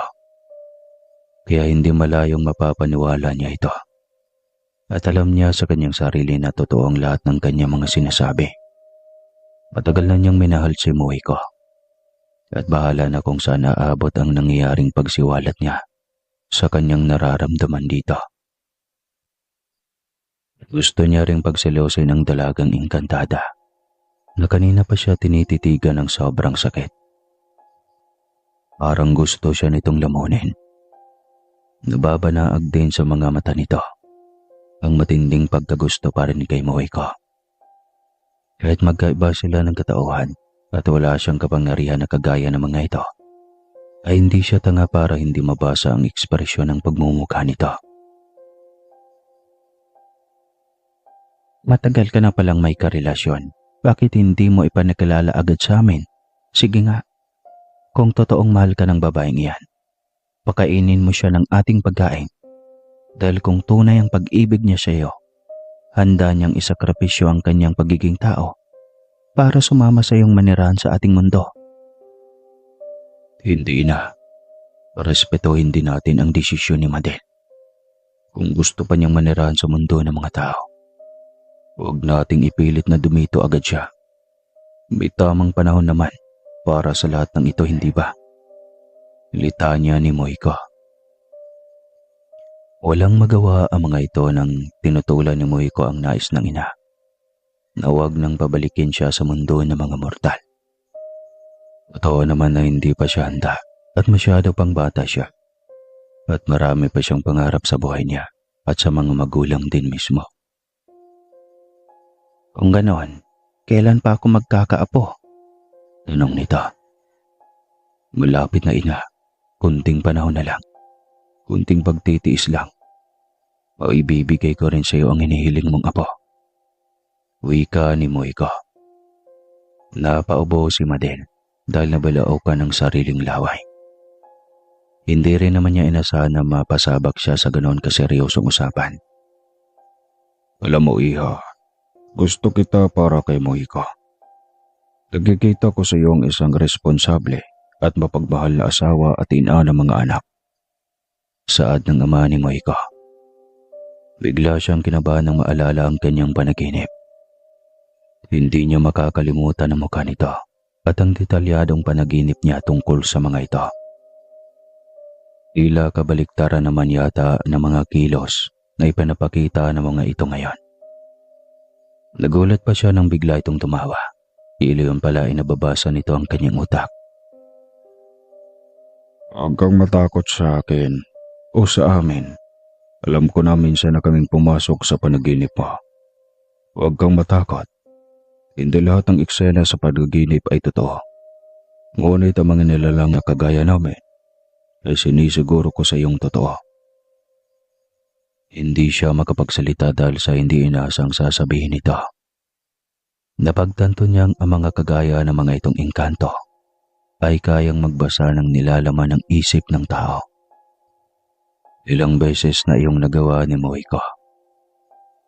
Matapos ang mahabang pag-usap, ay nagpaalam sa Moiko sa mga ito dahil nais nitong ikutin ang lungsod ng mga engkanto na kasama siya. Sige anak, tiyak na matutuwa si Madel sa magagandang tanawin sa ating syudad. Masayang wika ng ina ni Moiko. Hindi niya akalaing ganon lang kadali napalitan ang kanilang tensyon. Ayaw na ba, Madel? Mahal ko. Patay mali siyang tanong ng binata. Iyon na lang yun? Tanong ng dalaga. Nahihiyang tumingin si Moiko sa dalaga, kaya napatawa na lamang siya. Nang makasakay na sila sa kotse, ay tsaka lang niya isinumbat sa binatang engkanto ang lahat. Ang lakas ng loob mong magpakilala sa kanina. Sa mayamang dayuhan na fiancé kita. Tapos sa mga magulang mo. Ngayon tahimik na ulit tayo. So anong palabas iyon, Moiko? Tanong niya sa binata. Hindi umimik ang binata. Ito lang yata ang inkantong torpe sa daigdig nito. Pasensya na. Sa ina kasi. Gusto akong bumalik sa ex ko. Alam mo namang ayaw ko sa lahat ay ang makipagbalikan sa nakaraan na. Kung kailan, may minahal na akong iba. Kung kailan nakalimutan ko na ang tungkol sa nakaraan ko. Litanya ng binata. Napaismid siya sa kanyang narinig. Ayos lang ang sagot nito. Ngunit hindi iyon ang kanyang inaasahan. Ang gusto niya ay ang umamay na ito sa totoong nararamdaman nito sa kanya. Ngunit iba ang lumabas sa bibig nito. Nagmukha lang siyang dahilan upang hindi matuloy ang nais ng mga magulang nito na magpakasal sa katulad ding engkanto. Mas lalo pa nitong nilihis ang kanilang usapan nang makarating sila sa isang lugar na may pinakamagandang tanawin. Halika, dadalhin kita sa gintong barko na nakapatong sa isang maliit na bundok. Wika nito. Tila nawala rin ang kaninang pagdadismaya niya nang makita niya ang napakaganda at kumikinang na abandonadong gintong barko. Ang ganda naman yan. Ngayon ko lang nalaman na may barko na gawa sa ginto. Aniya. Halos lahat ng gamit dito ay may halong ginto. Alam mo bang may kasaysayan ang gintong barko na iyon? Pinagawa yan ng prinsipe na mahilig maglayag dahil nais siyang balang araw kapag matatagpuan niya ang babaeng nais makasama habang buhay. Ay dyan ito balak na idaos ang pag-iisang dibdib. Ilaga? Anong nangyari? Umibig siya sa tao, sa isang napakagandang mortal. Kaso ay pinandirihan siya at kinasusuklaman. Sa galit ng prinsipe ay ginamit niya ang kanyang buong kapangyarihan. Ginawa niyang patuyuin ang dagat hanggang sa manghina siya.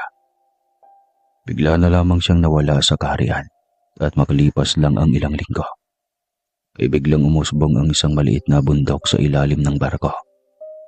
Unti-unti itong lumaki hanggang sa may angat pataas ang gintong barko. Kaya ayan na siya, nasa tuktok ng maliit na bundok. Ang ganda ng kwento niya kaso yung kwento kayang sa atin, saan kaya hantong ito? Sa kanayang tungkol sa atin. Ganoon? Sige, yung sa mayaman na CEO na lang, total pareho naman kami mga tao. Walang magiging problema. Aniya, gusto niya itong mapikon. Gusto mo ang dayuhang iyon? Tanong nito. Oo. Naku, kapag siguro iyon ang mapapangasawa ko, naku, sarap ng buhay ko. Ang yaman kaya niya. Tinitigan siya nito, sabay kurot ang tungki ng kanyang ilaw. Tinitigan pa siya nito ng masama. Pinagbuksan siya nito ng pintuan ng kotse, pati pinasok doon. Napangiti pa siya dahil pabalang siya nitong pinapasok sa loob. Ibig sabihin na epektibo ang kanyang ginagawang pagpapaselos dito. Hindi ka pwede sa kanya. Wika nito sabay sarado ng pintuan ng kotse. Sumakay na rin ito at tahimik na pinaandar ang makina ng kotse. Wala itong imik at ang bigat ng reaksyon ng mukha. Nagsiselos ka. Ayaw mo lang aminin. Tudyo niya rito. Tinignan siya nito ng seryoso. Pagkatapos ay pumagilid. Tinigil nito ang minamanehong kotse. Pagkatapos ay muling tumitig ulit sa kanya. Sa pagkakataong iyon ay nakaramdam siya ng kaba. Oo, nagsiselos ako. Ngayong alam mo na. Nakikipaghalubilo ka pa ba sa lalaking iyan? Talaga? Bakit? Bakit ka nagsiselos sa kanya? Sabihin mo. Kailangan ko ba talagang sabihin na mahal kita, Madel? Mahal na mahal kita. Iyon ang dahilan. Abotenga ang kanyang mga ngiti. Iyon naman talaga ang kanyang gustong marinig sa binata. Subalit ang hindi niya inasahan ay ang kanyang magiging reaksyon. Bakit nga ba gusto niyang kumpirmahin? Kasi mahal niya rin ang binatang engkanto at ayaw niya niyang patagalin pa ang kung anumang itinatago nitong damdamin para sa kanya. Matagal na rin naman silang magkakilala at halos alam na niya lahat ng katangian at kahinaan nito. Bakit ka natahimik? Ayaw mo ba? Nabigla ba kita? Tanong nito. Hindi. Mahal din naman kita, Moiko. Pero natatakot akong baka magsawa ka rin sa akin. Kasi magkaiba ang ating mundo. Paano kung ma-realize mo na mas magiging maligaya ka sa piling ng katulad mong mortal? Paano na ako? Bigla siyang natahimik. Napaisip din bigla sa sinabi ng binatang engkanto. Di ba, natahimik ka dahil hindi ka rin sigurado. Kasi umaasa ka pa na mahanap mo ang isang mortal na iibig din sa iyo ng tunay kagaya ko. Ano namang laban ko kapag dumating ang panahong iyon? Malungkot na itong wika. Nananatiling tahimik si Madel. Hindi siya makapag-react sa mga sandaling iyon. Naguguluhan ang kanyang puso at isipan. Paano nga ba? Sa totoo lang ay ang pagiging engkanto din ito ang bumabagabag sa kanyang isip. Paano kung mali lang siya ng kanyang nararamdaman ngayon? Ano ang gagawin nito sa kanya? Oras na makapagdesisyon siyang hiwalayan ito. Tiyak na mapapatay siya nito. Nakakatakot pa naman dahil may mga kaya itong gawin na hindi kaya ng mga mortal. Maraming taglay na kapangyarihan ang mga engkanto. Hindi kagaya ng mga tao na normal at ordinaryong namumuhay lang sa mundo. Walang taglay na kapangyarihan. Tanging tiwala at pananampalataya lamang sa mahilikha. Dahil sa kanyang pananahimik, ay nagbasya itong ihatid siya sa kanyang boarding house. Tahimik silang pareho hanggang sa makarating doon. Hindi niya alam kung ilang minuto lang silang bumiyahe. Basta sobrang bilis lang nilang nakarating. Hindi rin niya namalayan ang dinadaanan nilang lugar. Nagpaalam agad siya dito na pumasok na dahil kanina pa siya pagod at inaantok. Ngumiti rin ito at matamlay na tumango. Salamat sa lahat-lahat, Madel. Nito. Tumango siya. Ngunit pagkaramdam niya ay sa himig ng boses nito ay parang katapusan na ng lahat sa kanila. Hindi na lamang niya iyon binigyan ng pansin. Baka sa epekto lang din iyon ang kanyang pagod. Wala pa siyang pahinga simula ng paglapag ng eroplanong sinakyan niya. Buti na lang at sanay na siya sa biyahe. Pagkahiga pa lang niya sa kama ay ramdam na agad niya ang pagbigat ng talukap ng kanyang mga mata. Ngunit hindi pa man siya nakatulog nang biglang mag-ring ang kanyang cellphone. Nagulat siya nang makita sa monitor ang pangalan ng kanyang Tia Amar. Ang kasama ng nanay niya sa kabilang bahay sa probinsya. Nagtaka siya dahil kakapadala lang niya ng malaking halaga ng pera dito. Tia, sambit niya. Ngunit hindi pa siya nakapagsalitang muli nang umagulgol na ito sa kabilang linya. Madel, wala na ang nanay mo. Pasensya ka na. Ginawa ko na ang lahat. Inaalagaan ko siya ng maayos. Alam ng Diyos kung gaano ko kamahal ang ate Magda ko. Umiiyak na wika nito. Alam ko, Tia. Sambit niya habang nakatulala. Hindi niya lubos akalain na mawawala na ng saysay ang kanyang buhay.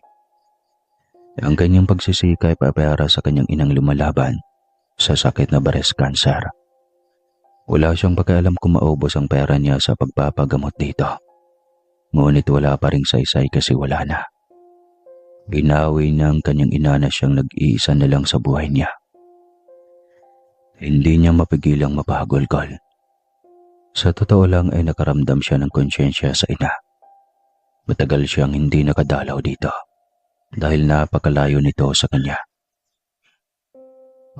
Ngunit wala rin naman siyang magawa dahil kailangan niyang kumita ng malaking halaga para sa pagpapagamot nito. Hindi na siya nagdadalawang isip pa. Agad siyang gumayak upang makabiyahe ng maaga. Malayo rin ang biyahe ng boss patungo sa kanilang probinsya at tiyak siyang gagabihin siya ng dating dahil mag-aalas 2 na ng hapon. Wala siyang ibang naisip na pagsabayan kundi si Moiko. Hindi rin naman niya basta matagawagan agad ang kanyang kaibigan dahil palagi itong abala. Nang malaman iyon ng binata ay walang alinlangan itong nagboluntaryong samahan siya patungong probinsya. Hinintay niya ito sa kanyang boarding house. Basta, hintayin mo lang ako dyan. Uwi ka nito bago pinatay ang cellphone. Ngunit wala pang isang minuto ay nasa harapan na ito ng kanyang gate. Nang makalapit kay Moiko, ay agad siyang napayakap dito. Wala na siyang ibang malapitan at mapagsabihan ng sama ng loob. Matapos siyang mailabas lahat ng sama ng loob, ay agad silang bumiyahe patungo sa probinsya. Ramdam niya ang pakikiramay sa kanya ng binatang engkanto. Nagtaka lang siya dahil ang pagkakaalam niya ay 6 na oras mahigit ang biyahe patungo sa kanila. Ngunit wala pang isang oras ay narating na agad nila ang bahay ng kanyang ina. Hindi rin niya sinabi dito kung saan, subalit natunto nito iyon nang walang tanong o direksyon galing sa kanya. Ganito ba kagaling ang kapangyarihan na taglay niyo? Kaya tahanan ko ay kaya mong hulaan? Biglang tanong niya. Limitado lang naman ang kapangyarihan na meron kami. Tsaka hindi lahat ay magagamit namin sa kabutihan. Uwi ka nito. Binuksan na nito ang kotse sabay na silang bumaba. Sumalubong sa kanila ang kanyang Tia Amar. May mga kapitbahay silang naroon para makiramay at handang samahan sila sa magdamagang puyatan. Madel, magpahinga muna kayo ng kasama mo. Hindi ko alam na isasama mo pala ang nobyo mo. Hindi mo man lang naipakilala sa amin ang nanay mo noon. Sayang, hindi man lang siya nakilala ng nanay mo. Uwi ka nito. Sasagutin na sana niya ito ngunit bigla ring inunahan ni Moiko. Pasensya na tita, bago pa lang din kami nagkakilala ni Madel. Tsaka, ngayon lang din niya nasabi ang tungkol sa inyo. Masaya rin sana akong makilala ang nanay ni Madel, kaso ay, hindi ko na siya naabutan. Uwi ka nito. Biglang napaiyak ang kanyang Tia Amar. Sobrang mahal nito ang kapatid. Ito rin ang nagpalaki kay Madel. Hindi na ito nag-asawa pa. Dahil ibinuhos na nito ang oras at atensyon sa kanila. Lahan na Tia, kailangan nating tanggapin na wala na si nanay. Alam ko kung gaano mo kamahal si nanay. Isinakripisyo mo ang sariling kaligayahan para sa amin. Hinding-hindi ko yun kalilimutan Tia. Nandito ako para sa iyo. At sana makahanap ka pa ng lalaking mamahalin ka at samahan sa habang buhay. Uwi ka ni Madel habang yakap ang kanyang Tia Amar. Naisip na Moiko na samahan si Madel hanggang sa mailibing ang ina nito. Alam nitong sobrang nasaktan siya sa pagkawala ng ina at kailangan niya ng karamay. Hindi ka ba babalik sa trabaho? Tanong ni Madel dito kinabukasan. Sasamahan kita hanggang sa pagbalik mo sa trabaho, sagot nito. Nagpasalamat siya sa oras na inilaan ng binata sa kanya. Alam niya sa kanyang sarili na malaki ang bagay na nasa tabi niya ito, ngayong nasa pasakit siya. Mahal na mahal kita, Madel. Alam kong naguguluhan ka pa. At hindi handang tanggapin ang buong ako. Huwag kang mag-alala. Handa akong maghintay. At kung hindi mo kayang tanggapin ang buong ako, ayos lang. Umaasa kang nasa paligid mo lang ako lagi. Litanya nito. Ang totoo niyan, naguguluhan talaga ako at natatakot. Ngunit sa pagkakataong ito, na mag-isa na lang ako, wala na ang nanay na siyang nagpapalakas ng aking loob. para lumaban sa hamon ng buhay. Kaya buo na ang pasya ko. Sasama ako sa iyo sa mundo ng mga immortal. Ano man ang papel na gagampanan mo sa inyong mundo, handa akong sumuporta. Mahal kita, Moiko, at wala na ang aking ina na siyang dahilan ng aking pag-aalinlangan para sumama sa mundo mo. Mahabang litanya niya. Hindi napigil ni Moiko ang mapayakap sa kanya nang pagkarinig ng kanyang sinabi. Sigurado ka na ba, mahal ko? Tanong pa nito. Oo, handa na ako mamuhay kasama ka sa mundo niyo. Huwag kang mag-alala. Bago tayo lilisan sa mundong ito, mag-iwan tayo ng yaman sa iyong Tiamar. Ipapamana ko sa kanya lahat ng ari-arian na meron ako sa mundo ng mga mortal. Doon sa mundo ng mga immortal, magsisimula tayo ng ating sariling pamilya at tutulungan kita makalimot agad sa mga masasakit na pangyayari na nangyayari sa iyong buhay dito. Litanya ng binatang engkanto. Salamat, Moiko. Wika niya. Diyakap siya nito at hinagkan sa noo. Mahal na mahal kita, Madel. Handa akong ibigay lahat ng gusto mo, kahit ano. Wika pa nito. Pagkatapos ng libing ay agad na bumalik sila ng Maynila. Sa pagkakataong iyon, ay isinaman nila ang tiya Amor niya. Gaya ng pangako ni Moiko, ipinangalan nito ang lahat ng ari-arian sa kanyang tiya. Sobrang saya nito sa kabila ng pagtataka. Bakit nito binibigay lahat ng ari-arian nito, kasama pa ang malaking halaga ng pera sa bangko?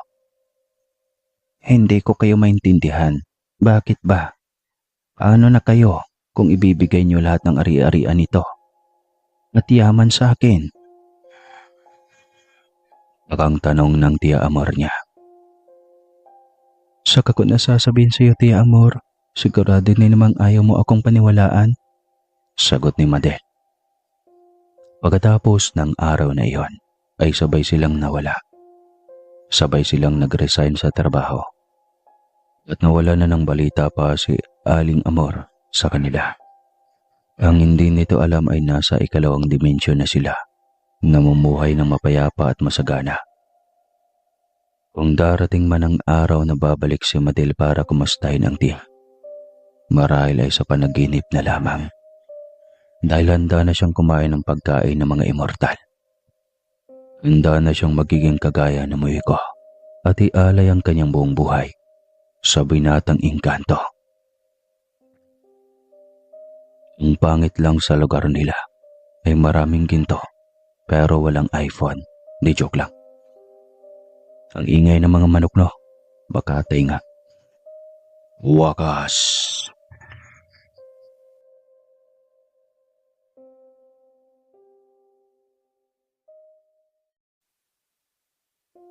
Uling bumaba